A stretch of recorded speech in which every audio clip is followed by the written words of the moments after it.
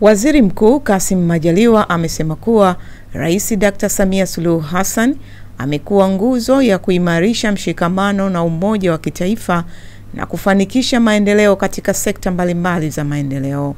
Ameongeza kuwa katika kipindi cha uongozi wake, Rais Dr. Samia ameweza kusimama imara katika kuendeleza miradi ya kimkakati na huduma za jamii, kusimamia demokrasia, kujenga uchumi na kuimarisha demokrasia. Amesema kuwa sina shaka nyote mtakubaliana naye kuwa hulka yake na ustahimilivu wake umekuwa faraja kwetu sisi wasaidizi wake, watumishi wote wa umma na Watanzania wote kwa ujumla.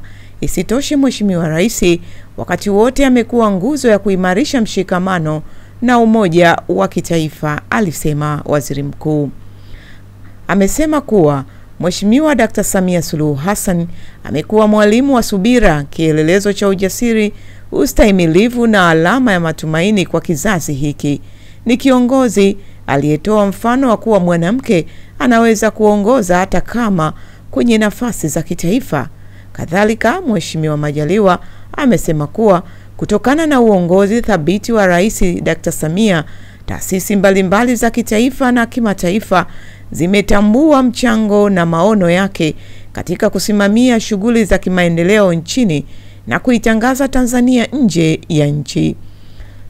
Mheshimiwa Majaliwa ametaja tuzo ambazo Mheshimiwa Rais Dr. Samia amezipata kimataifa kuwa ni Global Girls Goalkeepers, tuzo ya Babaka Ndiaye kwa mwaka 2022, tuzo ya uongozi wa kimageuzi Afrika, tuzo ya heshima ya Pan Africa Awards 2022 na tuzo ya muongoza watalii bora.